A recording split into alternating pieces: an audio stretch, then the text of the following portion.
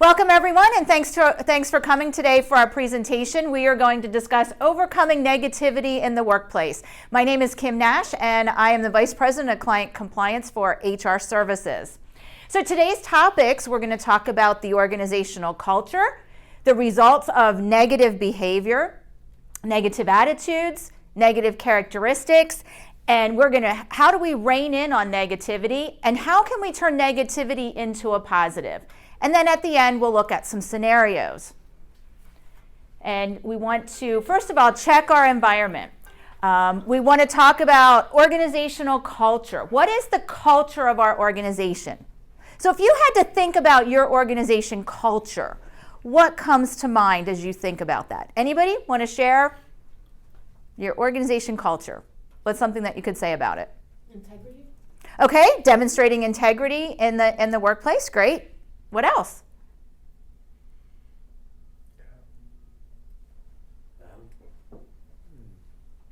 Honesty. Okay, honesty. You want to be honest with your clients and how you operate business. Great. Positive intent. Positive intent. That's a great word that we're trying to always look at the positive about people. How would you define your team as a culture as you work together? Amazing. Amazing. Great. So you like everybody you work with. That's great. You work well together. Knowledgeable. Very knowledgeable. Great. So these are all things that we look about when we talk about culture. Our tone of our communication. How do organizations should look at their employee handbook? What does the employee handbook communicate? Is it done in a negative tone or is it done in a positive tone? Is it a book where it says you can't do all these things? Or is it more of a guide where it says, here's the principles that we follow, the values that we follow, and it helps employees to understand that? Is communication in your organization two-way or is it one-way? Is it always coming from the top down or is it also coming from the bottom up? And people are listening to the grassroots, the people with the boots on the ground. Employee engagement and morale. We look at, when we're looking at our organization culture, how engaged are our employees in our organization? Because when employees are engaged, we have a better work environment, our customers have a better experience. What is our retention of talent? Are we as an organization able to retain talent? Or do we have high turnover in our organization? Our talent is leaving and going somewhere else. Are we retaining our talent? What's the attitude towards employees? Does management have an attitude, oh, well, they're just a dime a dozen? Or do they really respect what the talent brings and the value that the talent brings into the organization? And then what's employees' attitude towards management, leadership? Do employees respect leaders? Do they value leaders? Do they feel confident in where the leaders are taking the organization? These are all things that affect how the organization, as an organization, as the negativity, or is it a positive? When we have negative behavior in an organization, there is a barrier to positive change. So if an organization has a negative tone to it, then we see a barrier when there's positive changes that are trying to be made. People are going to shut it down. They're not going to be interested. Oh, we tried that before. We don't have good productivity in those organizations. And then morale is killed, and it further reduces. When we have low morale in organizations, our productivity goes down. And our quality is poor. People don't feel good about what they do, so they just get it done. We see more absenteeism. People don't want to come to work, so they call off a lot, they're absent.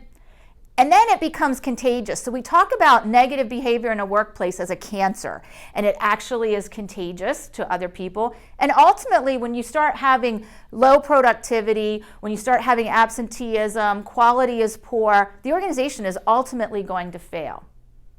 So let's look at a couple different attitudes. So we have our little grumpy guy here. This is the miserable type. This is the person that comes to work. They're grumpy from the time they walk in the door. Probably the time that person got out of bed, they're grumpy. And so when they walk in, then just walking in the organization, everybody else feels it, and then it brings their attitude down too. And so people try to avoid this person. They just say, I don't want to be around that person, and they just walk away. This person who's miserable actually insults others and doesn't realize they're doing it. They don't always realize it, and they're just really unaware of their negativity, not aware of how other people perceive them. So I thought of the grumpy character from Snow White and the Seven Dwarfs.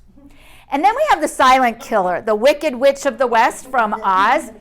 This person is absolutely aware of his or her behavior, and they purposely introduce hatred, anger, and low esteem. If I'm going to be miserable, then I want everybody around me to be miserable. This person is very insecure and then wants others to be insecure as well.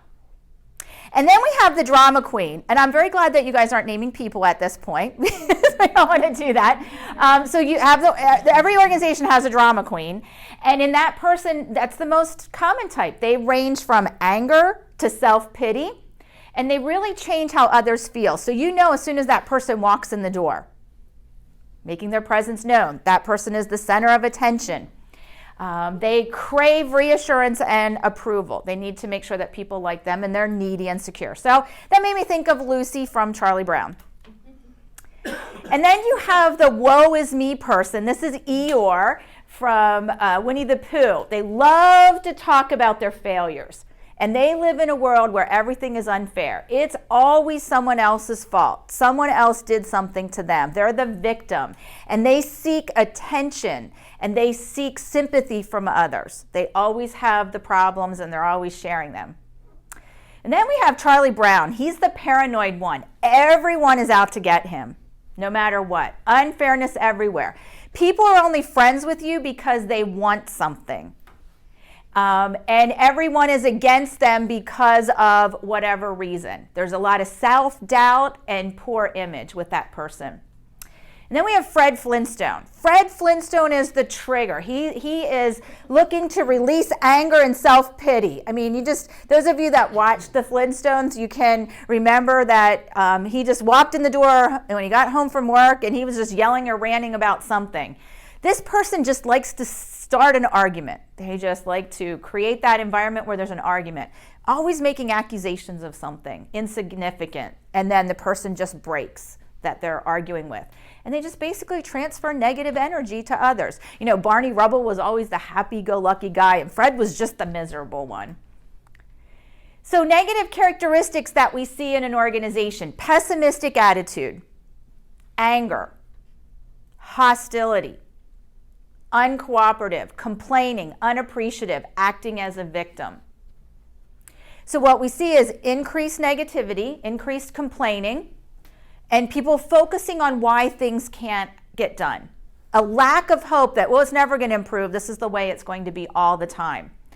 And typically laying blame to others, the finger pointing, why instead of solving the problem and looking for a solution, always about blaming someone.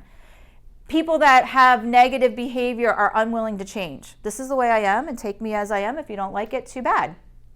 They rely on news from the grapevine, that fake news. Constant challenging authority. And anti-management sentiments, that management is bad, they're just out to get the employees, they're out to harm the employees, everything against the employees. So, just say no to negative thinking. And I also like this quote: negative people need drama like oxygen. So stay positive and it will take their breath away.